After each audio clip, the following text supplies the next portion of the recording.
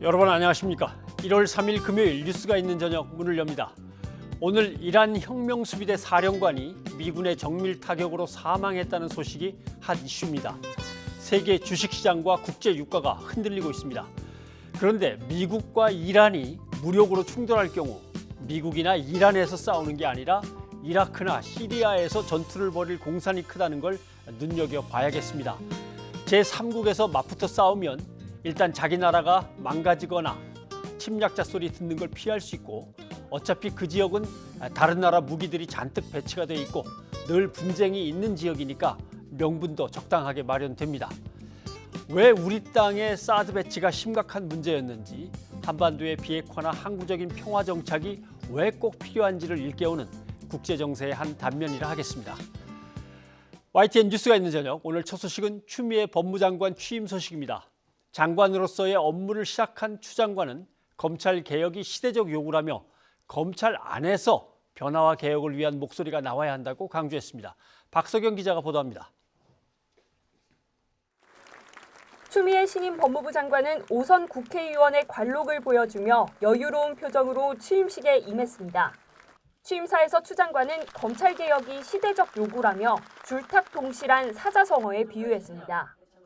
병아리가 알에서 나오기 위해 안에서 껍질을 쪼고 동시에 어미닭도 밖에서 껍질을 깬다는 의미인데 외부의 힘뿐만 아니라 검찰 내부에 변화와 개혁이 필요하다는 겁니다. 검찰 개혁의 성공적 완수를 위해서는 검찰의 안과 밖에서 개혁을 향한 결단과 호응이 병행되는 줄탁 동시가 이루어져야 할 것입니다. 공수처법 등 검찰개혁 법안들이 차질 없이 추진되도록 힘써 조직 문화와 기존 관행까지 바꾸는 개혁의 마중물로 삼겠다는 의지를 보였습니다. 시행령 정비는 물론 조직 문화와 기존 관행까지 뿌리부터 바꿔내는 개혁의 마중물이 되어야 할 것입니다. 다소 무거운 내용이 담겼지만 연설 중간중간 참석자들의 박수를 유도하며 밝은 분위기를 이끌었습니다. 제가 당부드리는데 여러분 호응의 박수 한번 해주시기 바랍니다.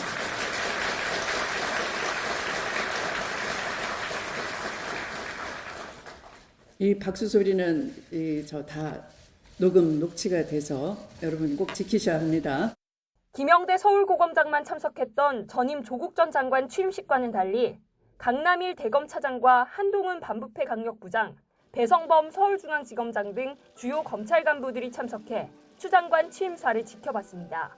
추 장관은 검찰을 개혁의 대상으로만 치부하지 않고 동반자로 삼겠다고 밝혔습니다. 하지만 민주적 통제에 속도를 내겠다며 조만간 고강도 개혁 작업에 나설 뜻을 내비쳤습니다. YTN 박석영입니다.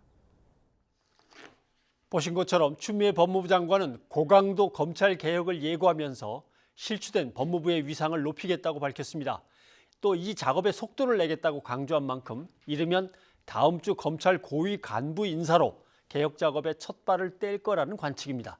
조성호 기자의 보도입니다. 법무부 청사로 처음 출근하는 추미애 장관에게 검찰 인사와 관련해 물었습니다. 취임사로 가름하겠다며 답변하지 않았습니다. 검찰 인사에서 어떤 사안을 좀 중점적으로 보고 계십니까? 네, 조금 있다가 취임사에서 말씀 올리겠습니다. 추 장관은 취임식에서 실추된 법무부의 위상을 드높이겠다고 공언했습니다. 그러면서 법무부의 탈검찰과 검찰에 대한 민주적 통제에 속도를 내겠다고 강조했습니다. 법무부의 위상을 바로 세우는 것이 검찰의 제자리 찾기를 위한 필수적인 전제 조건임을 분명히 밝혀둡니다. 검찰 개혁 과제를 완수하기 위해 검찰 인사권과 검찰총장에 대한 수사 지휘 등 장관 권한을 적극적으로 행사할 가능성을 시사한 것으로 풀이됩니다. 다음 주 중 검사장급 인사를 단행하고 설 연휴 전후로 후속 인사가 이뤄질 거란 관측이 나옵니다. 조국 전 장관 일가 의혹, 선거 개입 의혹 등을 수사하는 지휘부를 교체할지가 최대 관심사입니다. 배성범 서울중앙지검장과 한동훈 대검찰청 반부패 강력부장, 박찬호 공공수사부장 등이 대상으로 거론됩니다. 추 장관 임명 이후 윤석열 총장보다 사법연수원 2기수 선배인 박균택 법무연수원장이 사의를 표명한 데 이어 검사장급 인사들의 줄사표 전망까지 나오면서 인사폭이 더 커질 수 있다는 예상도 나옵니다. 추미애 장관은 개혁 작업에 손발을 맞출 검사들을 중용할 것으로 보입니다. 다만 진행 중인 수사에 영향을 미치는 인사가 단행된다면 검찰 반발도 작지 않을 전망입니다. YTN 조성호입니다. 계속해서 추미애 법무부 장관 임명과 앞으로 검찰 개혁 전망에 대해서 김광삼 변호사와 함께 얘기를 나눠보겠습니다. 김 변호사님 어서 오십시오. 안녕하세요. 이 정권 들어서 세 번째 법무부 장관이 이제 예, 되겠습니다. 네. 오전 10시에 과천 정부청사에서 취임식은 열렸고 뭐 예상했던 대로 검찰 개혁을 맨 앞에 내놓고 강조를 했습니다. 눈여겨보신 것들은 어떤 것들입니까? 일단 뭐 내용의 어떤 취임사 중에 가장 핵심적인 것은 이제 개혁, 검찰 뭐 예. 이런 용어가 많이 들어갔지 않습니까? 그리고 오늘 한 얘기 중에 하나가 이제 질탁동시라고요. 예. 뭐 알이 깨지기 위해서는 병아리가 안에서 쪼고 밖에서 이제 어미닭이 쪼아줘야지 쪼아주고. 알이 깨진다. 이것은 예. 아마 검찰을 병아리에 비유를 하고 그리고 뭐 검찰 개혁은 결국 새로운 세상 나오는 거 아니겠습니까? 예. 그러니까 새로운 세상 나오는 것은 검찰 조직이나 검찰 개개인이 하는 것도 중요하지만 이런 국민의 어떤 요구가 있고 동시에 깨져서 이제 새로운 검찰이 돼야 한다. 이제 그런 취지로 아마 말씀을 하신 것 같아요. 그런데 일단 뭐 오늘 취임사를 보면 제가 이제까지 봐왔던 예. 그런 법무부 장관의 취임사는 좀 다르다. 본인이 이제 판사 출신이죠. 예. 근데 판사를 하다가 그냥 법무부 장관 왔다고 한다면 굉장히 딱딱한 분위기였을 거예요. 그런데 5선의 정치인이고 당대표까지 했기 때문에 본인이 이 얘기를 하면서도 그 박수도 유도하고 예. 상당히 농담을 섞어가면서 이제 검찰 개혁 그리고 이제 자신의 어떤 좀 카리스마를 보여준 그런 취임식장이 아니었는가 저는 그렇게 봤습니다. 예. 사실 정치인 출신이 아니면 그렇게 자신 있게 검찰을 앞에 놓고 얘기하기가 그렇죠. 어렵겠죠. 네네. 예. 그리고 이제까지 이제 법무부 장관 오는 사람들은 많은 경우에 있어서 이제 법무부하고 협의 그리고 법무부 일주에 이제 검찰과 관련된 일이 워낙 많으니까 경우에 따라서 이제 검찰의 눈치를 보는 경우가 있었죠. 예. 그렇지만 이번에 추미애 장관은 오히려 본인이 향후에 있어서 검찰이 개혁이 됐던 아니면 법무 행정이 됐건 모든 걸 이제 리드해가겠다는 좀 자신감을 보인 걸로 보입니다. 예. 뭐 개혁이라는 단어를 17번 얘기하고 검찰이라는 단어를 15번 얘기했다고 하니까요. 예, 예. 하여튼 뭐 방점이 거기에 찍혀 있는 거 분명한 것 같습니다. 그렇다면 대개 2월에 이제 검찰 정기 인사가 있어 네. 왔는데 주요 요직의 이제 검찰 간부들을 어떻게 배치할 거냐. 인사권은 또 어떻게 보면 이제 법무부가 관장하는 부분이기도 하니까 이것부터 시작할까요? 어떻습니까? 저는 이제 추미애 장관의 제일 과제는 이제 검찰 개혁. 그 중에서도 아마 인사의 방점이 찍힐 거라고 봅니다. 이제 예. 검찰 개혁은 여러 가지 방향에서 이루어지는데 일단 제도적 법적의 완비가 돼야겠죠. 그게 바로 이번에 패스트트랙에서 통과된 공수처법이에요. 예. 이제 조만간에 통과될 가능성이 높은 검경 수사권 그것도. 이것이고 그러면 이제 추미애 장관 입장에서는 이제 법무부이기 때문에 이 두 안에 대해서 구체적인 규칙이랄지 이제 그런 것들을 하는데 일을 해야 하긴 맞지만 이것은 법 제도로 완비가 된 거잖아요. 예. 그럼 검찰 내에 어떤 조직물랄지 수사 관행이랄지 수사 방식 이런 것 자체도 사실은 개혁을 해야 하는데 사실은 지난번에 법무부 장관이었던 조 전 장관이 취임했을 때 예. 그런 부분에 대해서 사실은 플랜을 마련했었고 그런 규칙이 제정이 됐죠. 예. 거기에 윤석열 총장도 그렇게 하겠다고 했기 때문에 그런 부분은 이제 검찰 자체에서 어떻게 스스로 행동을 하느냐 이제 거기에 달려 있다고 보고요. 그렇다면 가장 중요한 것 중에 하나가 이제 검찰 인사인데 예. 원래 이제 검사장 인사는 1년에 한 번씩 대부분 있습니다. 예. 그런데 지난 여름 때 뭐 지금 윤석열 사단이라고 하는 이제 검사장급 인사 인도이 있었기 때문에 네. 원칙적으로는 보직이 한 1년 정도 있어야 하거든요. 그렇죠. 그렇지만 제가 볼 때는 아마 이전에 관행된 기간을 거치지 않고 이번에 전격적으로 인사를 할 가능성이 크다고 봅니다. 예. 그러면 뭐 사실 인사에 있어서 저는 개인적으로 보면 이제 청와대 내 여당이 이제 검찰 개혁을 하는 데 있어서 어떤 사조직처럼 윤석열 사단이라는 그런 검찰의 조직이 검찰 내에 존재하면 안 된다고 생각하는 것 같아요. 예. 그러면 결국적으로 검사의 인사에 있어서 제일 중요한 부분은 그 부분을 해체하는 것도 하나의 검찰 개혁의 일환으로 보고 있지 않나 싶습니다. 예. 근데 또 어떻게 생각하면은 윤석열 검찰총장을 임명할 때는 네. 너의 사단을 잘 구성해서 검찰 개혁을 완수해봐. 뭐 이런 또 의미가 담겨 있었던 거 아닌가? 근데 생각도 원칙적으로 들죠, 이제 사단이라는 용어는 맞지 않아요. 글쎄 누가 그걸- 붙인 건지는 모르겠습니다. 그렇죠. 예. 그 용어가 맞지 않고 또 사단을 구성하면 안 되거든요. 그런데 사실 적폐 수사를 하고 국정농단 수사를 하면서 네. 거기에서 이제 같이 수사를 워낙 많이 하다 보니까 친해졌고 라인이 구성이 된 거거든요. 그냥 검찰의 역사도 보면 라인이 구성되면 라인의 줄을 잘 쓴 사람들은 예. 거의 승진에 있어서 굉장히 이점을 많이 누렸거든요. 그런데 이제 결과적으로 그런 사단이 형성이 되면 굉장히 배타적이 되기 때문에 이제 청와대나 여당 입장에서는 이걸 내버려 두는 것이 예. 사실 이제 맞지 않다 이제 그런 생각을 하고 있는 것 같아요. 결국 조국 전 장관 일가의 수사라든가 청와대에 대한 압수수색이나 이런 것들을 직접 맡았던 그 자리에 사람이 바뀌냐, 뭐 이게 이제 또 핵심일 수도 있겠는데요. 저는 개인적으로 볼 때는 바뀔 가능성이 크다고 봅니다. 예. 그리고 사실 윤석열 총장에 대해서도 뭐 여권이나 아마 청와대도 아마 사퇴를 내심으로 좀 바랄 거예요. 그런데 임기 2년이 있잖아요. 그런데 그렇게 예. 하기는 좀 어려울 것을 보이고, 그렇다고 한다면 사실은 이제 검찰이 어차피 특수부와 축소 폐지됐지 않습니까? 예. 그러면 사실 이제 중앙지검장을 누가 임명하느냐 굉장히 중요해요. 왜냐하면 중앙지검의 특수부가 굉장히 중요한 사건을 많이 하기 때문에 예. 그럼 중앙지검장을 만약에 윤석열 총장하고 다른 생각을 가진 예. 그런 검사장이 임명된다거나 아니면 현재 이제 수사진이 어느 정도 수사를 마무리하고 나서 차장급이나 이제 부장급들을 다 인사이동 배치를 하면 사실 이제 총장이 뭐 이전까지 막 수사를 쥐우고 막강 권력을 휘두를 수 있는 기회가 많이 줄어든다고 볼 수 있습니다. 네.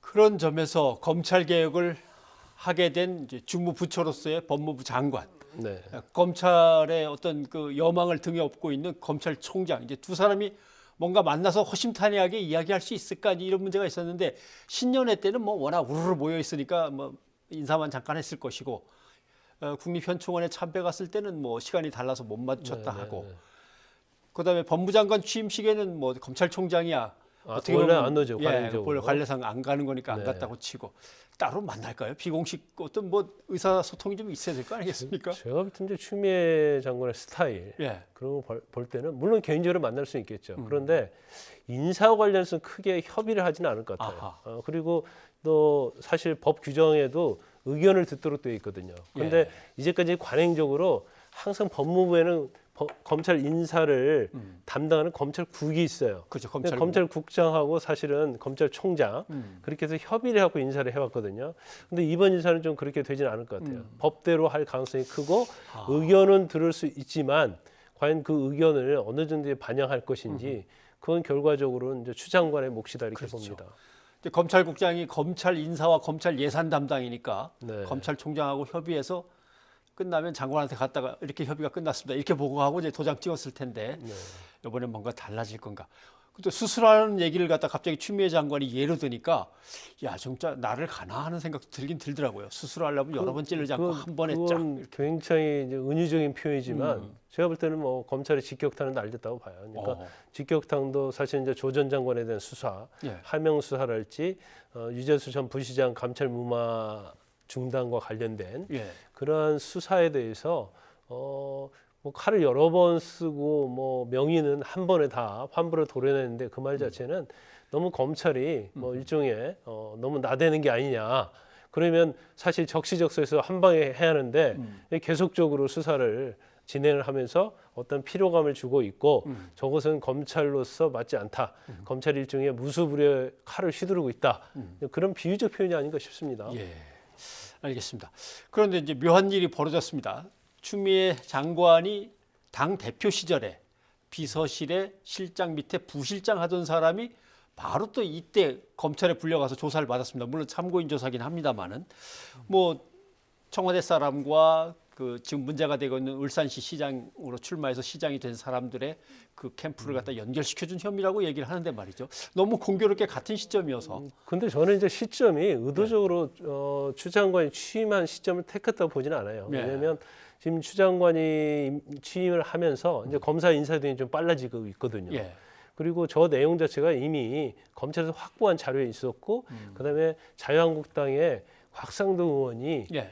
추미애 의원을 고발을 했거든요. 선거 개입으로. 네. 그래서 이제 그거 수사하는 과정에서 했기 때문에 시점은 일부러 맞춘 건 아니다고 봅니다. 하지만 지금 문제되는 것이 과연 선거에 개입했느냐, 그것도 이제 청와대가 개입했느냐인데 이제 검찰의 입장은 아니 이제 결국 송철호 시장은 단수 공천했거든요. 예. 전략 공천했기 때문에 그럼 이제 당이 관여됐다고 볼 수밖에 없지 않느냐 그런 생각을 하고 있는 것 같아요. 근데 그러다 보니까 가장 추미애 장관의 측근이었던 부실장 그리고 부실장이 또 송철호 시장과 만났다는 그런 메모 예. 아니면 인터넷 홈페이지에 그런 것이 있고 또 그 이후에 이제 6.13 지방선거 하면서 송철호 시장의 정무 특보로 가거든요. 예, 그렇죠. 그러니까 이제 그 연장선상에서 당의 역할이 있었느냐. 그러면 당의 역할이면 이제 당 대표가 관여가 되었느냐. 예.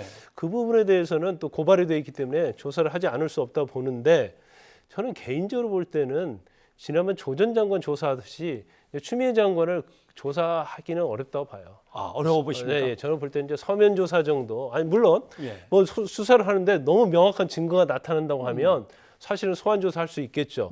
그렇지만 그건 검찰로서도 부담이 굉장히 크고 그렇게 되면 아니 현 정부에서 임명한 장관마다 조사를 해서 낙마를 시키려고 하는 것이 아니냐 그런 예. 부메랑이 될 수 있기 때문에 아주 명백한 증거가 아니면 서면 조사나 이제 그런 형식을 취할 가능성이 크고 그다음에 본격적인 수사는 하기 쉽지 않다 저는 그렇게 봅니다. 예. 근데 좀 언론 보도만 갖고는 애매하고 제목 잡은 게 조금 뭔가 프레임을 짜는 듯한 느낌도 듭니다. 왜냐하면 대표실 부실장이었기 때문에 부른 건지 아니면 내려가서 울산에서 정무특보를 맡고 있었기 때문에 그때 상황을 제일 잘 아니까 부른 건지 그 두 가지가 다 합쳐져 있는 건지 잘 모르겠습니다. 그건 다 연기가 돼 있다고 볼 수 있는 거죠. 예, 그래서 그냥 원래 뭐 지금 언론에 나온 이야기는 청와대 뭐 균형발전 비서관실을 선임 행정관 소개시켜서 예. 공약도 만들게 해주고 뭐 이제 그런 얘기들이 많이 나오고 있잖아요. 그래서 거기에 어느 정도 그게 사실이라고 한다면 관여된 걸 볼 수 있기 때문에 이거 자체가 이제 선거법 위반이냐 아니냐 그건 별도로 하고요. 별도로 하고, 예. 사실관계를 확인하는 차원이 아닌가 싶은데 그 이제 검찰에서는 과연 이게 선거 개입 정도의 범죄 행위에 해당되느냐 아니면 단지 공약을 수립하고 하는데 도움을 줬고 나중에 우연한 기회에 이제 비서실을 그만두게 되니까 결과적으로 정무특보를 간 것이냐 이제 그 부분에 대해서 조사를 하고 있는 걸로 예, 보입니다. 뭐 그건 뭐 조사 진행되는 상황을 좀 지켜봐야 될 것 같긴 네, 하군요. 맞습니다. 예. 오늘 도움 말씀 고맙습니다. 네, 감사합니다.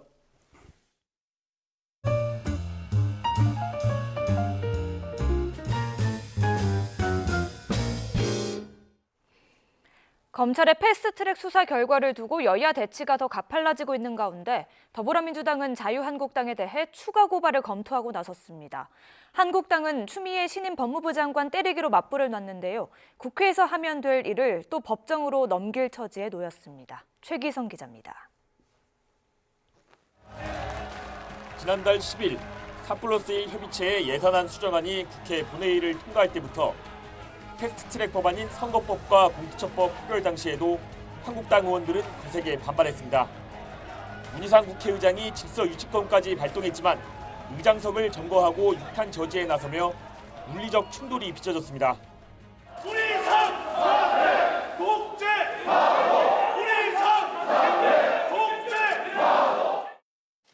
민주당은 한국당이 이번에도 동물국회를 만들었다면서 관련 영상을 확보해 국회 선진화법 위반 혐의로 검찰에 고발하겠다는 의지를 드러냈습니다. 3번에 걸쳐서 또 무도한 짓을 많이 자행을 했습니다. 당시 상황을 우리가 다시 체증을 해서 당 차원에서 고발을 하도록 하겠습니다.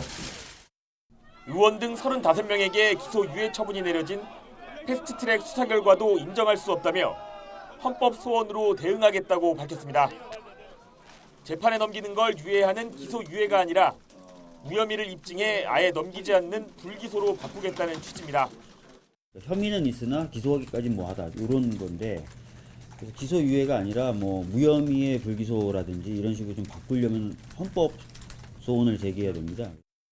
한국당은 최근 취임한 추미애 법무부 장관 때리기에 집중하고 있습니다.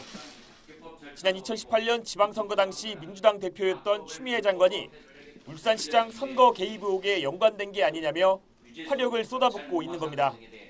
공직선거법 위반 혐의 등으로 추 장관을 이미 고발한 한국당은 검찰이 대표실 부실장이었던 정모 씨를 불러 조사한 사실을 부각하며 공세를 펼쳤습니다. 검찰을 상대로 추미애 장관은 조만간 인사권을 행사할 계획이라고 말합니다. 울산시장 선거 공작 사건에 대한 검찰 수사를 무력화하겠다는 것입니다.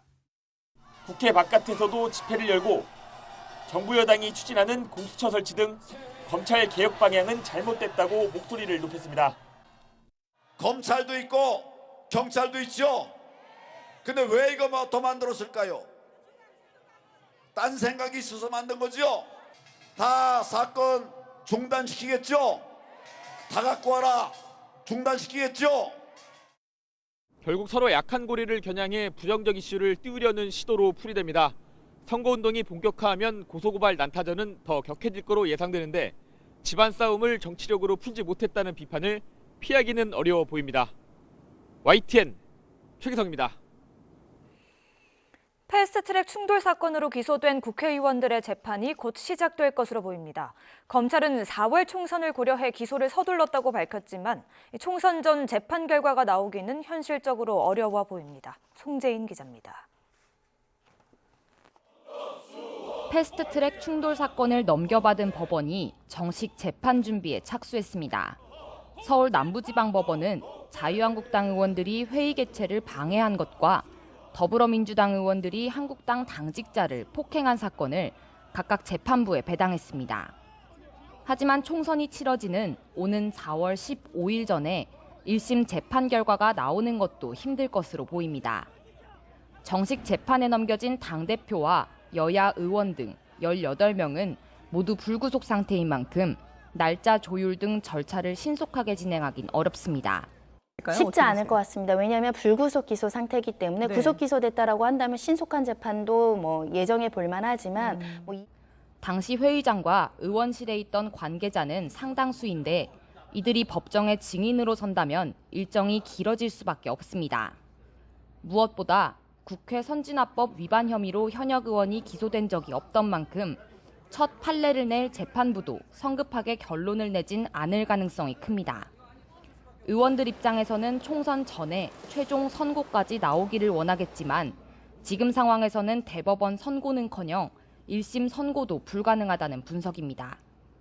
총선 전에 아예 첫 재판조차 열리지 않을 수 있다는 전망까지 나옵니다. 통상 2월 중하순에 법관 인사이동이 있는데 재판부 교체 가능성 등을 고려하면 4월 전 첫 재판을 잡기 쉽지 않다는 겁니다. 혹시 총선 전 촉박하게 재판 일정이 잡혀도 한국당 변호인 측은 총선 뒤로 연기해달라고 요청하겠다는 입장입니다. 법관 인사 시기가 또 맞물리고 명절도 맞물리고 그러다 보면은 한 3월 중순이나 3월 말경 정도에 첫 기일이 잡히지 않을까 싶은데 첫 기일이 선거 전이라서 직전이라서 또 연기 신청을 할 수도 있고 8개월에 걸친 수사 끝에 패스트트랙 충돌 사건이 법정으로 옮겨갔지만 법원의 최종 판단이 나오기까지는 앞으로도 상당한 시간이 걸릴 것으로 보입니다. YTN 송재인입니다. 지난 연말 국회 본회의를 통과한 선거법 개정안에 대해 자유한국당이 헌법 소원을 청구했습니다. 한국당은 더불어민주당과 군소정당이 합의해 통과시킨 연동형 비례대표제 선거법은 직접 선거와 평등 선거 원칙 등을 위반했다고 청구 이유를 밝혔습니다. 또 50% 연동형 비례대표제는 애초에 입법 취지인 비례성 높이기에 충실하지 못한 데다 합의에 의한 선거법 처리라는 관행을 무시하고 밀실 야합과 날치기로 처리했다는 절차적인 문제도 있다고 지적했습니다. 더불어민주당 현직 의원이면서 국무위원을 겸하고 있는 박영선, 진영, 김현미, 윤해 장관이 총선 불출마를 선언했습니다. 당장 이들 장관의 지역구에 정치권에 관심이 쏠리고 있는데요. 자유한국당은 경쟁력 있는 후보들을 배치해 선거 판세에 힘을 주려는 모습입니다. 나연수 기자입니다. 정권 후반기 국정 운영에 힘을 싣기 위한 선택이었지만 최소 재선에서 4선까지 오래 다져온 지역구를 놓기가 쉽진 않습니다. 우리 구로울 주민들께서 저를 뽑아주시지 않았다면 BBK의 진실은 밝혀지지 않았을지도 모릅니다. 그리고 제가 어디에 있더라도 우리 사랑하는 일산 서구 주민 여러분들과 늘 이어져 있을 것이고 제 터전이었던 일산을 생각하면 제게 큰 용기가 필요했습니다. 4선의 진영 행정안전부 장관도 선거관리 주무부처 수장이라 자리에는 오지 않았지만 역시 불출마 의사를 밝혔습니다. 한동안 당의 얼굴로도 활약했던 장관들이 오랜 표밭에서 물러나게 되자 민주당도 여간 아쉬운 게 아닙니다. 선거 한 석 한 석이 다 소중한데 이렇게 네 분이 그만두시니까 그 자리를 또 어느 분으로 대신해야 될까 이 걱정도 많이 듭니다. 진영 장관의 지역구인 서울 용산은 권혁기 전 청와대 춘추관장을 비롯해 18, 19대 대선 당시 문재인 후보 특보들이 경선 준비 중이고 박영선 장관 지역구인 서울 구로 을에는 윤건영 청와대 국정기획상황실장이 거론됩니다. 다만 김현미, 유은혜 장관이 나란히 빠지는 경기 고양시청, 병의 경우 3기 신도시 발표로 지역 여론이 좋지 않다는 게 민주당의 고민입니다. 한국당은 일찌감치 부동산 전문가 김연아 의원을 내세워 민주당 텃밭 뒤집기에 나섰습니다. 그래서 장관님 내년 총선에 나가십니까? 나갈 계획입니다. 네, 현재 그 지역구 그대로 나가십니까? 네, 김연아 의원님도 자주 다니시는 거 알고 있습니다. 제발 지역 주민들 만나서 얘기 좀 들어주세요, 장관님. 설마 안 만나겠습니까? 김 의원은 최근 1, 2기 노후 신도시 재생 지원에 관한 특별법을 대표 발의하며 지역 여론을 끌어모으고 있습니다. 현직 국토부 장관의 지역구이면서 수도권 부동산의 상징이기도 한 곳이 바로 일산입니다. 누가 지역 표심을 자극할지 그리고 이 표심이 선거 전체 판세에는 어떤 영향을 미칠지도 정치권의 관심입니다. YTN 나연수입니다. IBK 기업은행이 낙하산 논란으로 시끄럽습니다. 청와대 출신 인사가 신임 행장으로 임명됐기 때문인데요. 금융권에서 반복되는 낙하산과 관치 논란이 금융혁신의 장애물이라는 비판이 커지고 있습니다. 조태현 기자입니다. IBK 기업은행이 아침 일찍부터 소란에 휩싸였습니다. 청와대 출신인 윤종원 전 경제수석이 신임 행장으로 임명되자 노조가 출근 저지 투쟁에 나선 겁니다. 한양미달 낙하산이라고 말씀하셨지 않습니까? 저는 비슷한 생각을 합니다. 그러고 봐서 중소기업은행들 특허하지 만들고 또 이쪽 가족들 다 이쪽 14,000 가족들이 그런 일터이기도 하고 그러지 않습니까? 열심히 해서. 노조의 극심한 반대 속에 결국 윤 신임 행장은 출근 첫날부터 발길을 돌려야만 했습니다.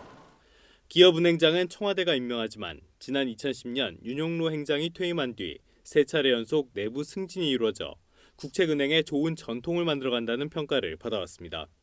하지만 10년 만에 은행 경험이 없는 외부 출신 행장이 임명됐다는 소식이 전해지면서 노조는 총파업까지 예고하며 강력 투쟁에 나섰습니다.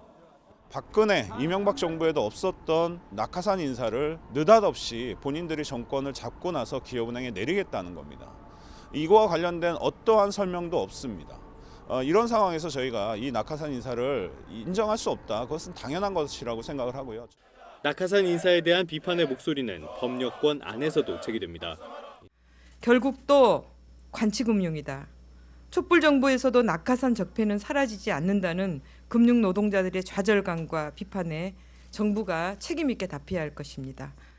문재인 정부 들어 금융권의 낙하산과 관치 논란이 불거진 건 이번이 처음은 아닙니다.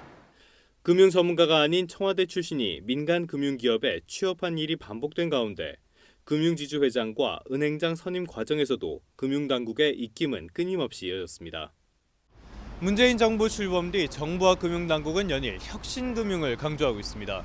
하지만 이러한 낙하산, 관치 논란이 오히려 금융의 혁신을 방해하는 것은 아닌지 되돌아볼 때라는 지적이 나옵니다. YTN 조태현입니다.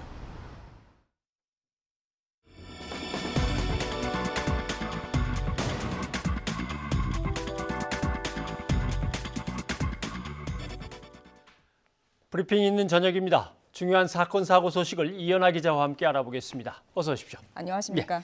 자, 오늘 첫 소식은 어떤 겁니까? 네, 오늘 공사 현장에서요. 타워 크레인이 쓰러지면서 근로자 2명이 숨지고 1명이 다치는 사고가 발생을 했습니다.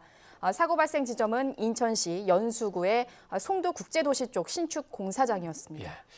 타워 크레인이 쓰러질 때 당시의 상황이 어땠던 겁니까? 네, 일단 이 사건 최초 담당한 인천 연수경찰서 측의 그 수사를 토대로 좀 말씀을 드리면요. 당시 해당 공사장에서는 근로자 3명이 볼트를 풀어 타워 크레인을 해체하는 작업 중이었습니다.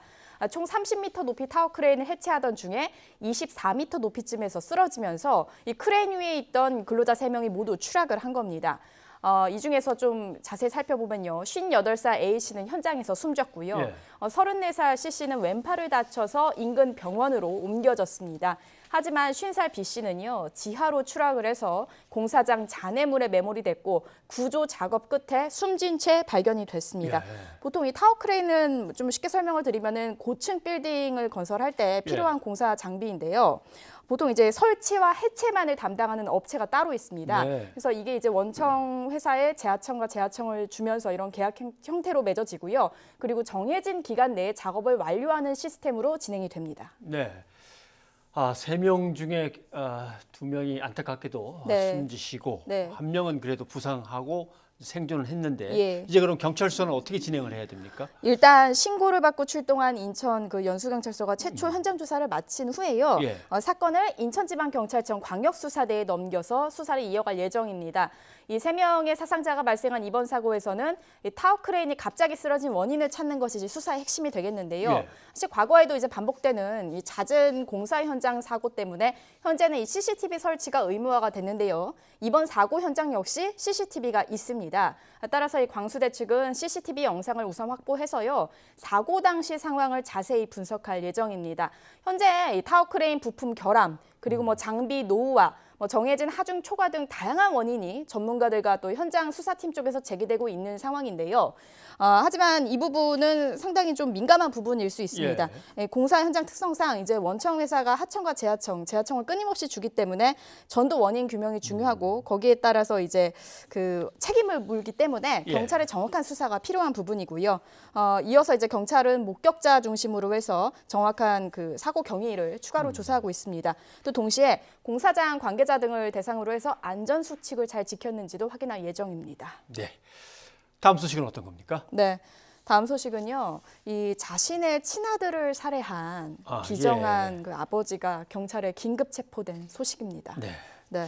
38세 A씨가요. 지난해 12월 31일 오후 4시 반쯤에 대전 유성구의 집에서 잠자고 있던 4살 아들을 목 졸라 숨지게 한 혐의로 긴급 체포가 됐습니다. 예. 당시 이제 정신을 잃은 이 아이가 병원으로 긴급 이송이 됐는데요.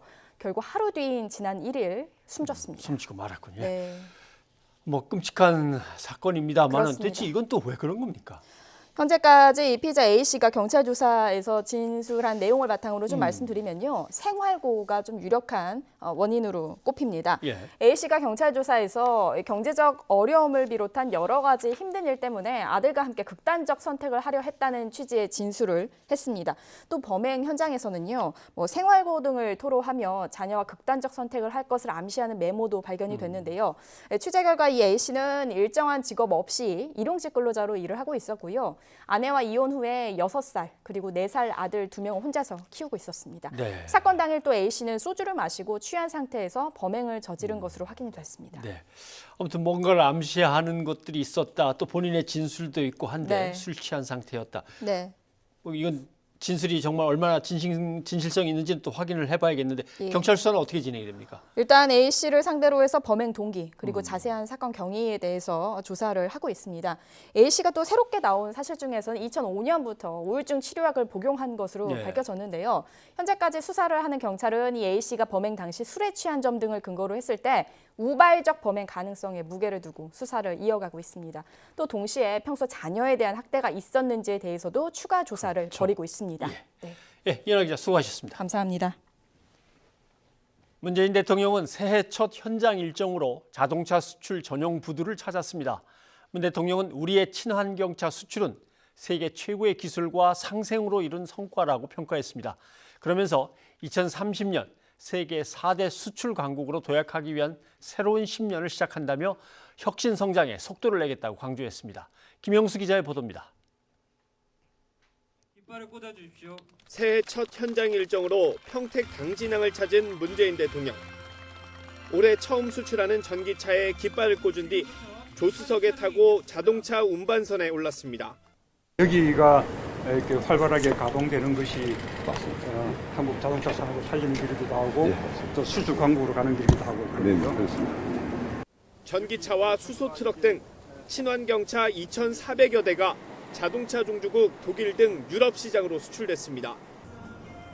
우리의 친환경차 수출 규모는 지난해 1년 만에 25% 이상 늘었고 수출 지역도 전 세계 60개국 이상으로 확대됐습니다.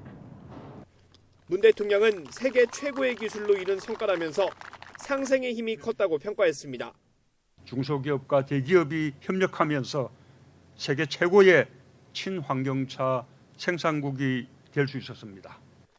문 대통령은 올해 세계 경제와 무역 여건은 작년보다 좋아질 것이라면서 혁신 성장에 더욱 속도를 내겠다고 말했습니다. 미래차 등 3대 신산업 육성 의지를 재확인하고 소재 부품 장비 산업 투자도 계속한다는 계획입니다. 역내 포괄적 경제 동반자 협정, RCEP 최종 타결과 FTA 확대 등으로 새로운 시장을 넓히겠다는 구상도 거듭 밝혔습니다. 우리는 2030년 세계 4대 수출 강국으로 도약하기 위한 새로운 10년을 시작합니다. 협력하는 것이 세계 최고가 되는 길이며 함께 도전하고 서로 응원하는 우리 국민이 대한민국의 미래입니다. 문 대통령의 자동차 관련 현장 방문은 이번이 11번째로 미래차 1등 국가로 도약하겠다는 의지를 밝히기 위한 거라고 청와대는 설명했습니다. YTN 김영수입니다. 일본 의존도가 높았던 반도체 핵심 소재 고순도 불화수소의 국내 대량 생산이 성공했다는 소식이 전해졌습니다. 관련된 내용을 민주당 일본경제침략대책특별위원회의 양향자 부위원장과 함께 얘기를 나눠보겠습니다. 어서 오십시오. 네, 반갑습니다. 네. 성인모 산업부 장관이 이제 어제죠. 저 며칠 무슨 얘기인지 몰랐습니다. 소부장 해가지고 네.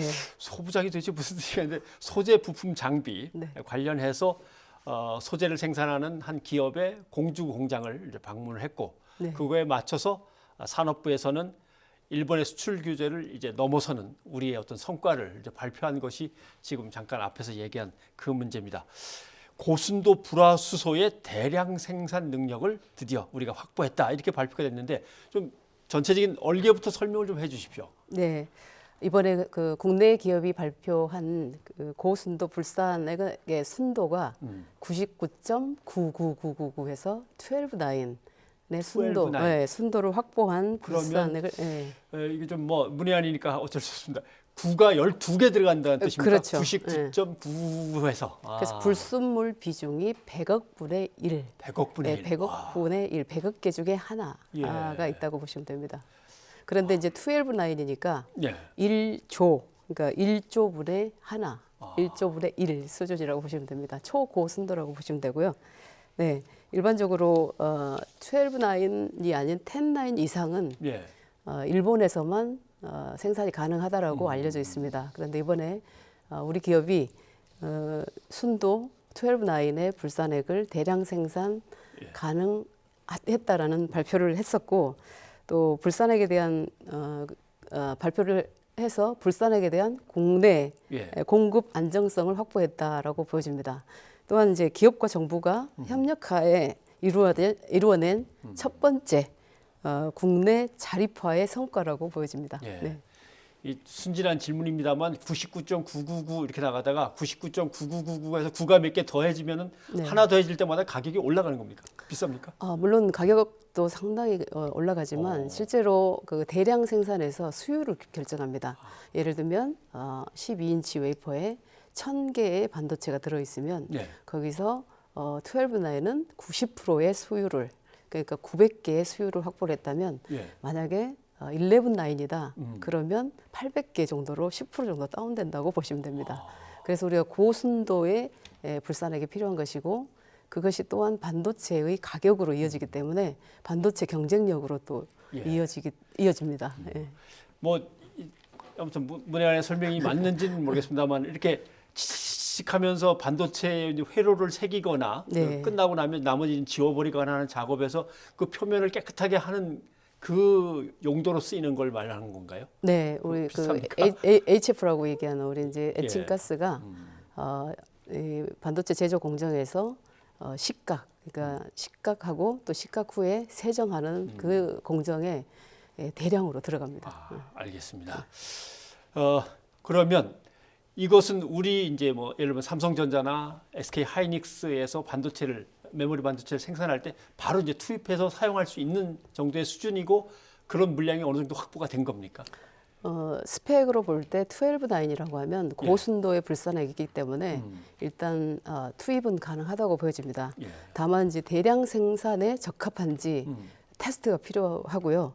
또한 고순도 불화수소는 가격 경쟁력이 있기 때문에 비용이 어느 정도 고성능 저비용이라야 하는데 지금 우리 기업이 발표한 이 불화수소는 앞으로 장비에 투자가 또 돼야 되기 때문에 저비용을 확보하는 것이 가장 중요한 이슈라고 보여집니다. 그렇죠. 생산품을 만들어낸 데 일단 성공했지만 더 좋은 장비를 가지고 대량으로 안정되게 만들어내는 그 작업도 또 이제 후속 조치로 계속 있어야 되는 거군요. 네, 그렇습니다. 근데 이제 우리가 그동안 뭐라고 불렀냐면 고순도 불화수소, 에칭가스 이렇게 저희는 기체로 생각하고 있었는데 여기서는 다시 액으로 바뀌니까 이게 좀 혼란스럽습니다. 우리가 얘기하는 HF라고 표기는 하고요. 불화수소, 에칭가스, 불산액 다 맞는 표현입니다. 실제로 수입을 할 때는 액체 상태로 수입을 합니다. 그래서 기화해서 기체로 쓰기도 하고 액화기를 통과해서 액체 상태로 쓰기도 합니다. 그래서 식각을 할 때 액체 상태로도 사용을 하고 또 세정을 할 때도 물론 액체지만 또 드라이 에칭이라고 에칭 기술이 다른 데는 또 기체로 쓰여지기도 합니다. 그러면 언론에 보도되긴 솔브레인이라고 하는 뭐 화학 소재 부품, 화학 소재 전문 회사로 저희가 알고 있습니다만 이곳은 그동안 뭐 일본산을 수입해다가 바꿔서 공정을 해서 공급하는 그런 회사였나요? 실질적으로 99.9999 12-9을 확보하기가 어려웠을 겁니다. 10-9 이하 어떤 불산액은 국내 기업들도 상당히 많이 생산을 하고 있는데 솔브레인이 가장 먼저 고순도 불화수소 다시 말해서 반도체에 쓰여지는 소재를 가장 먼저 대량 생산화했다라는 발표였습니다. 그런데 그러면 대개 이제 저희가 일본의 수출 규제를 얘기할 때 제일 심각한 3가지를 얘기했던 겁니다. 이 3가지를 한번 복습도 할 겸 지금 어떤 상황에 와 있는지 설명을 해주시죠. 3가지가 플로린 폴리미드, 폴리미드. 그다음에 이제 우리가 그냥 포토레지스트라고 얘기되고 있는데 EUV PR입니다. 극자외선 노광에 쓰이는 감광액이라고. 감광액. 그래서 포토레지스트, EUV용 포토레지스트 그리고 금방 말씀드린 불화수소 HF라고 하는 에칭가스가 있고요. 국내 기업에서 생산할 수 없었던 소재는 EUV용 PR이 있고요. 실제로 일본의 수입 의존도를 보면 플로린 폴리미드가 93.7%나 됩니다. 그리고 EUV용 포토레지스트는 91.9%, 또 고순도 불화수소는 43.9%. 그렇기 때문에 불화수소의 경우는 일본의 의존도가 43.9%라는 얘기는 수입 대체 기업이 다른 곳에 있다라는 얘기입니다. 대만도 있고 인도도 있고 그러나 EUV용 PR 포토레지스트와 플로린 폴리미드는 90% 이상이 일본에 의존하고 있기 때문에 수출 규제가 되게 되면 반도체 업계에는 굉장히 비상이 걸릴 수밖에 없는 거죠. 사실 궁금했던 것 중에 하나는 뭐 조금 전에 자료 화면에서 친환경 자동차 수출을 독려하는 대통령의 모습이 나왔고 이제 그 말 중에 이제 이런 게 있습니다. 정부가 뭔가 정책을 제대로 써서 그게 정말 이 중소기업한테 도움이 되고 우리 기업들한테 도움이 되고 상생 협력의 모습을 갖추고서 이런 게 나온 건지 아니면 이 중소기업이 열심히 하다 보니까 결국 성공한 건지 그 부분을 좀 명확하게 좀 알았으면 하는 생각이 듭니다. 사실상 이번에 일본의 수출 규제로 인해서 대한민국 국민 전체가 반도체가 무엇인가를 알게 되신 계기가 된 것 같습니다. 그리고 이 반도체의 공정에 필요한 소재, 부품, 장비 3가지가 있습니다. 말씀하신 것처럼 이제 정부가 잘해서 그런 거냐, 기업이 노력해서 되는 거냐, 결론적으로 말씀드리면 정말 그 긴장 상태가 됐었고요. 그래서 정부도 기업도 함께 협력해서 이루어낸 결과라고 보여집니다. 또한 12월 27일이었죠. 저희 더불어민주당에서 발의한 소부장 특별법이 통과됐는데 20여 년 만에 그 소재 부품 특별법이 바뀐 것이 이제 소재 부품 장비 경쟁력 강화 특별법이라고 해서 이번에 새롭게 발의가 됐습니다. 어찌되었든 이번 소재 규제로 인해서 대한민국이 미래 산업에 있어서 반도체의 중요성, 또 디스플레이의 중요성, 미래 기술의 기술 패권의 중요성을 알게 된 계기가 된 것이죠. 그래서 정부와 기업 그리고 우리 대한민국 국민들까지 함께 노력한 결과라고 보여집니다. 정부가 도와준다면 기업이 새로운 걸 개발하고 뭐 설비를 하고 할 때 규제를 풀어주면서 밀어주는 걸 말하는 건가요? 말씀드렸던 것처럼 대량 생산의 반도체는 고성능, 저비용이라 해야 됩니다. 그게 이제 모순이죠. 반도체 제조의 모순이라고 보는데 좋은 걸 만드는데 싸게 만들어야 된다 그러면 이게 패러독스입니다. 제가 패러독스 관리를 잘해야 된다라고 하면서 대한민국 반도체가 패러독스 관리의 대표 모델이라고 합니다. 예를 들면 우리가 그 용량은 엄청나게 커지는데 에어리어, 그러니까 면적은 줄어들어야 되고, 작아진다. 그렇죠. 그리고 속도는 굉장히 빨라지는데 또 전력 소모는 적어야 되고, 그리고 성능은 굉장히 좋아졌는데 가격은 또 줄어들어야 되고, 그래서 이 소재 부품 장비도 가격 경쟁력이 가장 중요합니다. 반도체에 들어가는 그 코스트 기본 비용이 높게 되면 우리 대한민국이 만든 반도체 가격이 높아져서 세계 무대에서 경쟁력을 잃게 되는 것입니다.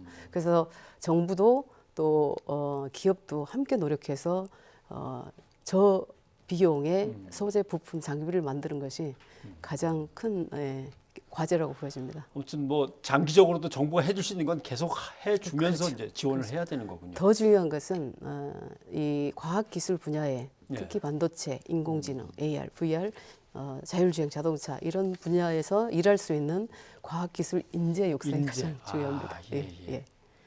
알겠습니다.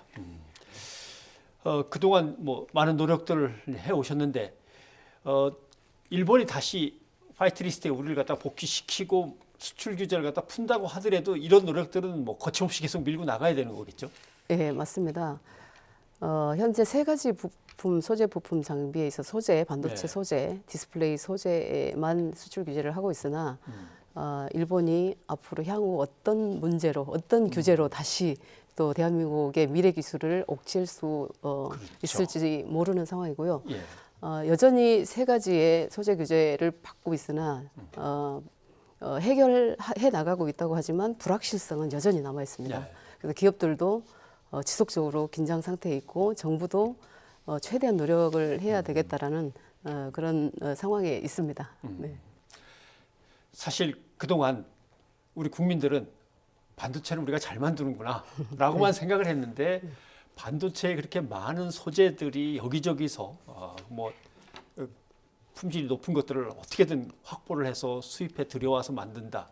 아니면 그거를 확보하기 위한 노력들, 그다음에 장비 이런 것들이 따지고 보면 아직 모른 거구나. 우리 장비 가지고 우리 재료 가지고 만드는 게 아니었구나를 이제 겨우 이제 인식을 했단 말이죠. 실제로 이것들의 국산화율은 어디까지 가 있는지 이런 것도 참 궁금합니다. 네, 지금 국산화를 지속적으로 진행을 했다고 하지만 실제로 미래 산업의 근간이 되는 반도체 소재 부품 장비에 있어서는 국산화율이 그다지 높지 않았습니다. 높지 않습니다. 2013년도에 소재의 경우가 48.3%, 또 2015년도에 48.3% 그대로, 그리고 2017년도에 50.3%죠. 그리고 장비의 경우가 2013년도에 25.8%, 2015년도에 18.2%. 내려가네요. 그렇죠. 얼마만큼 우리가 장비의 투자가 좀 더디었나를 보여주는 그래프가 될 거고요. 2017년도에 18.2% 그대로 답보 상태인데 이제 이 반도체 소재 규제로 인하여 대한민국 정부가 2020년도에 올해 목표가 70%로 잡고 올해 목표를 70%로 잡고 국산화율을 지속적으로 높여 나가는데 이제 전력을 다 하고 있습니다. 그냥 풍문으로만 듣던 미국 기술에 독일 장비에 일본 부품 갖고 쓴다 뭐 이런 얘기들 많이 듣긴 했는데 지금 설명해 주신 저 그래프를 보니까 더 노력하고 더 지원하고 더 육성해야 되겠다라고 하는 의지를 갖다가 불태우게 됩니다. 오늘 고맙습니다. 네, 고맙습니다.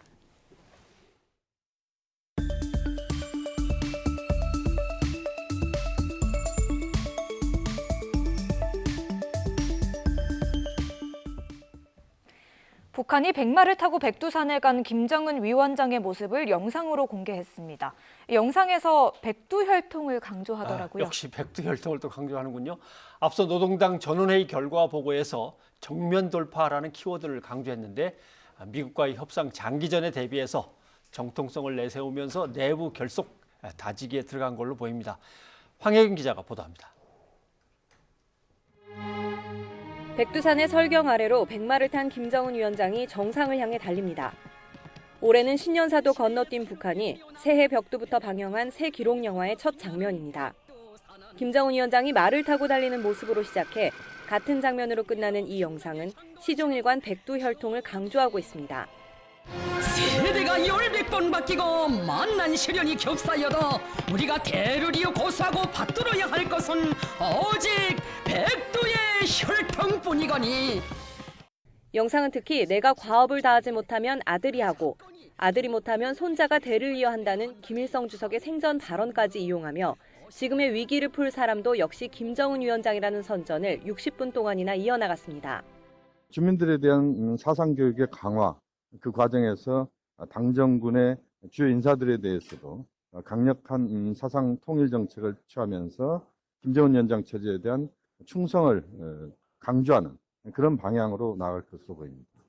김정은 위원장은 앞서 전원회의에서도 나라의 도덕 기강을 강하게 세워야 한다며 반사회주의 현상을 쓸어버리는 투쟁에 나서라고 주문했습니다. 겉으로는 정면 돌파를 내세웠지만 경제 목표 달성에 대한 주민들의 불만이 체제 불안으로 이어지지 않도록 내부 결속에 총력을 기울이는 모습입니다. YTN 황혜경입니다.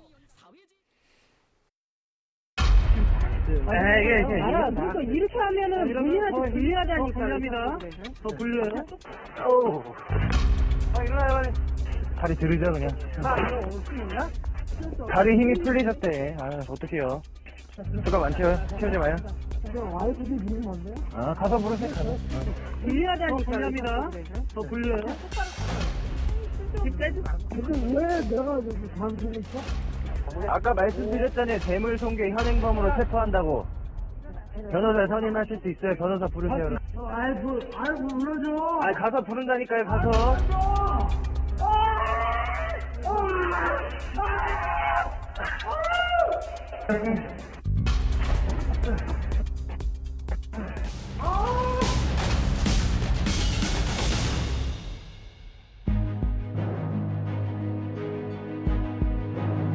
어깨 수술하고 나서 너무 밤에 잠잘 때마다 아파서 잠을 잘 수가 없습니다.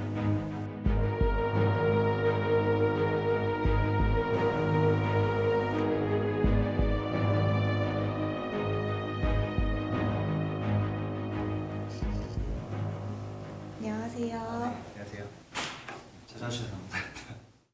체포를 했는데 같이 넘어지고 막 이렇게 뒹굴고 하는 그런 상황이 벌어졌었거든요. 그래서 다 끝나고 이제 경찰서 가서 서류 작성을 하는데 어깨가 엄청 아파오는 거예요. 그래가지고 이거 어깨 좀 다친 것 같다. 그래서 이제 상부에 보고를 하니까 이제 공무집행방해 같이 피해자로 넣어라. 그래서 이제 그렇게 사건이 된 겁니다. 어깨가 어느 정도 다치셨나요? 어떻게? 일단 저도 처음에는 이렇게까지 뭐 심각한 상해인 줄 몰랐거든요. 이제 여느 때와 다름없이 이제 일하다 보면 잘 다치잖아요. 그래서 그냥 약 먹으면 낫겠지, 물리치료 몇 번 한 2, 3주면 낫겠지 이 정도로 생각을 했어요. 근데 안에 연골이 이제 다 찢어져 있던 거예요. 그 병명은 이제 그 정확한 명칭은 관절와순. 그래서 관절와순 파열로 이제 슬랩이라고 하거든요. SLAP. 그 밤에 잠을 못 자요. 이 야간통 때문에. 그래서 수면제도 먹고 있고요. 진통제는 뭐 제일 센 거 먹고 있고 그만큼 통증이 심해서 지금 그러고 있습니다. 이렇게 계속 치료를 받아야 할 만큼 큰 부상이었던 것 같은데요. 그래서 또 공상으로 인정도 됐고요. 근데 뭐 적절한 보상이 이루어지지 않고 있다고 알고 있거든요. 그게 좀 어떤 건지. 공상경찰관이나 공상을 당한 공무원들한테 전액 지원을 해준다라고 홍보도 하고 비급여는 전액 보상이 안 된다. 청구는 할 수 있죠. 할 수 있는데 100% 다 못 받는 거예요. 나라에서도 보장을 안 해주고 그렇다고 개인 실비로 하기에도 어렵고 그래서 지금 그런 대출로 결국 치료비를 메꿀 수밖에 없었습니다. 가해자를 상대로 소송을 진행하고 계신다고 들었거든요. 어떤 내용인가요? 형사 과정에서는 자기들이 어떻게든 합의를 하겠다 해놓고 이게 이제 벌금 800으로 형이 확정이 되니까 이제 돌변해서 이제 돈 못 주겠다 그러더라고요. 그래서 지금은 보상을 거부를 하고 있고, 그래서 지금 재판이 되게 길어지고 있어요. 매년 가해자의 폭행 및 위협으로 공무상 상해를 당하는 경찰관의 수가 늘어나고 있는데요. 공무원 연금공단에 따르면 공무 중 다친 공무원의 치료비는 국가가 보상해주는 것이 원칙이지만 가해자가 있다면 보상을 중복해서 받기 어렵다고 합니다. 여기서 문제는 정부의 보상제도나 가해자와의 민사소송 합의금으로는 막대한 치료비를 감당할 수 없다고 하는데요. 특히 건강보험이 적용되지 않고 보상금 지급이나 횟수의 상한을 두고 있는 비급여 항목의 경우 환자의 치료비 부담은 더 커지고 있는 상황입니다. 이에 대해 전문가의 의견을 들어봤습니다. 공상을 입는 경찰관들이 이제 계속 발생하고 있는데 보상제도는 미흡하다는 지적이 또 같이 계속 꾸준히 제기돼 왔거든요. 교수님께서 보시기에는 뭐가 가장 문제라고 생각하시나요? 우리나라 경찰관들에게는 급여의 100%를 보장을 해준다라고 얘기를 하고 있으면서도 거기서 뭐 보험금, 기여금 띄면은 실제로 한 150만 원 정도밖에 안 돼요. 그리고 이제 특별 위로금 같은 경우도 본청에서 만들어서 주겠다라고 하는데 그것도 복직을 해야 준다는 거죠. 그러면 교수님이 생각하시는 보완책은 어떤 게 있을까요? 외국 같은 경우는 그런 여러 가지 어떤 그 세부적인 불리한 조건을 제시하지 않고 어떻게 됐건 그 공상으로 인해서 피해를 입은 그 경찰 공무원에 대해서는 적극적으로 될 수 있으면 유리한 방향으로 해석을 해가지고 적어도 그 사람이 자부심을 가지고 치료를 하고 다시 복직을 하고 또는 생활을 할 수 있도록, 그래서 주위에 있는 많은 사람들이 그 직업에 대한 자부심을 가질 수 있도록 이런 방향으로 정책을 수립하고 시행을 해 나가고 있다라고 하는 그런 측면에서 봤을 때 우리나라도 바라보는 이 시야를 바꿔야 되지 않느냐라고 생각을 합니다. 일을 아무래도 좀 하기가 어려울 것 같은데 어떠세요? 완치는 한참 걸린대요. 이게 네. 지금 상태는 이제 한 시장이 5년이고 경제적으로 힘들다 보니까 복직을 해야겠다 싶어서 올해 6월 달에 복직 신청을 넣었거든요. 복직을 하려고 해도 갈 자리가 없고, 이런 복직에 대해서도 이런 신경을 써주는 줄 알고 있었는데 그게 안 됐던 거죠.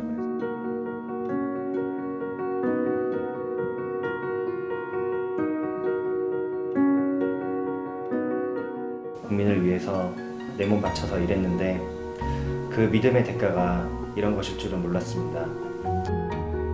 국민은 경찰이 지키고 경찰은 나라가 지키는 겁니다. 저의 사명감을 되찾고 싶습니다.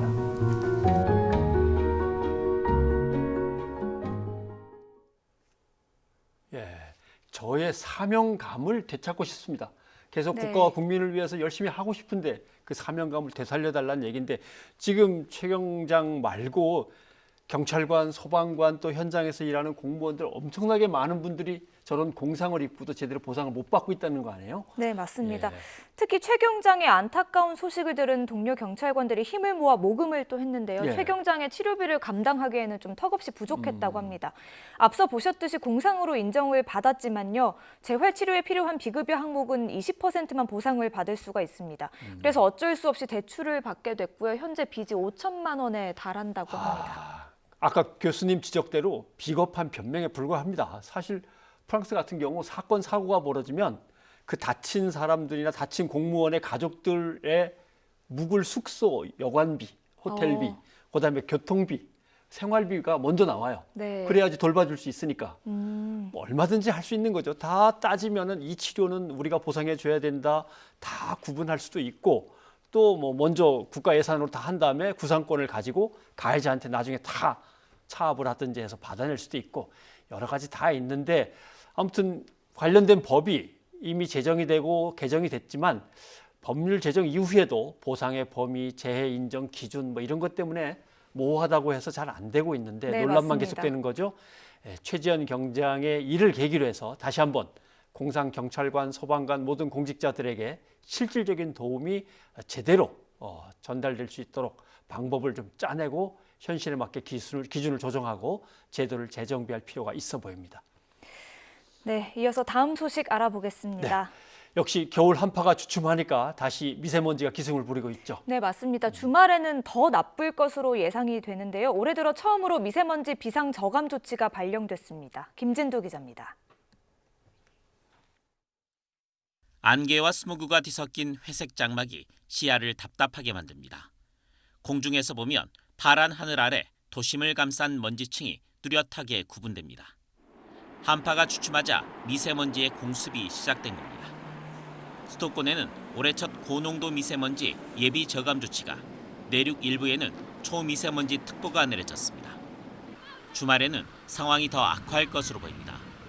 수도권은 제외됐지만 충청과 전북, 광주 지역에 올해 첫 고농도 미세먼지 비상 저감 조치가 발령됐습니다. 주말이라 차량 이부제는 해제되지만 화력발전소와 미세먼지 다량 배출 사업장 관리가 강화됩니다. 고농도 미세먼지는 휴일까지 이어진 뒤 다음 주 초반에는 겨울비가 내리며 잠시 주춤하겠습니다. 한기가 한반도 북쪽으로만 이동하면서 한파가 주춤하고 온화한 겨울 날씨가 이어지고 있습니다. 이달 중순 전반까지는 이 같은 기압 배치가 계속될 것으로 보여 추위 대신 미세먼지가 기승을 부리는 날이 많겠습니다. 유난히 온화하고 눈이 없는 겨울 날씨가 미세먼지의 공습이라는 불청객을 불러오고 있습니다. YTN 김윤우입니다. 오늘 낮 12시 20분쯤 강원도 춘천시 서면 오월리의 한 야산에서 불이 났습니다. 산림당국은 헬기 석 대와 90여 명을 투입했고요. 2시간여 만에 불을 껐습니다. 네, 이 불로 구길이 0.7헥타르가 타버렸습니다. 산림당국은 뒷불을 감시하는 한편 화재의 원인을 조사하고 있습니다. 네, 이어서 시청자, 청취자 여러분의 의견 소개해드리겠습니다. 네, 추미애 법무부 장관 취임 소식 전해드렸는데 2813님, 추미애 법무부 장관이 취임했는데 검찰개혁에 속도를 낼 수 있을지 주목됩니다 하고 관심을 표해 주셨고요. 네, 그리고 이어서 8695님은요. 취임사 가운데 줄탁동시가 와닿네요. 한쪽에서만 쪼는 딱따구리 개혁이 되지 않기를 바라봅니다. 이렇게 네. 보내주셨습니다. 그리고 친아들을 살해한 아버지 소식이 기자 브리핑 시간에 있었는데 2369님, 생활고 때문에 아무 죄도 없는 어린 아들을 살해한다니요. 처벌을 강화해야 합니다라고 의견 주셨고요. 예, 그리고 조금 전에 전해드린 공상경찰관의 소식과 관련해서요. 9330님이 의견 보내주셨습니다. 경찰관이나 소방관이나 근무 중 다쳐도 보상받기가 어려운 현실이 너무 씁쓸합니다 하셨습니다. 네, 5630님도 경찰관이 있었기에 범죄를 막을 수가 있었습니다. 경찰관에게 일단 큰 박수 보내드립니다 해주셨습니다. 예, 그리고 2369님도 의견 보내주셨는데요. 공무상 부상을 입은 경찰관들에게 치료비를 부담시키는 것은 잘못입니다. 국가가 도와야 합니다. 네, 이렇게 의견 보내주셨습니다. 의견 보내주신 모든 분들 감사드립니다. 네, 요즘 날씨 때문인지 겨울에 괜히 우울하고 무기력해진다면 동곤증을 의심해봐야 한다고 합니다. 춘곤증이 아니고 동곤증? 네, 봄에 춘곤증이 있다면 이제 겨울에는 동곤증이 있는데요. 이 또한 계절성 정서장애의 하나라고 하는데요. 야외 활동이 줄면서 햇볕에 노출되는 시간이 줄어들기 때문에 나타난다고 합니다. 그러니까 밖으로 나가야 된다는 얘기죠. 추워서 이불 밖은 싫은데 네. 아무튼 나가보겠습니다. 게다가 이제 새해 첫 주말입니다. 춥긴 하지만 이 날씨에 즐길 수 있는 것들이 또 있죠. 네. 뭐 얼음 낚시, 스케이트 타기 등등 있을 겁니다. 새해 첫 주말 활기차게 보내시기 바랍니다. 네, 활기차게 보내시라고 음악 한 곡 소개해드리겠습니다. 성진환의 이렇게 좋은 겨울 들려드리면서 뉴스가 있는 저녁 마치도록 하겠습니다. 저희는 다음 주에 다시 찾아뵙겠습니다. 여러분 고맙습니다. 따뜻한 밤이 좋아 널 위한 노래가 마음에 솟아나와 이렇게 좋은 겨울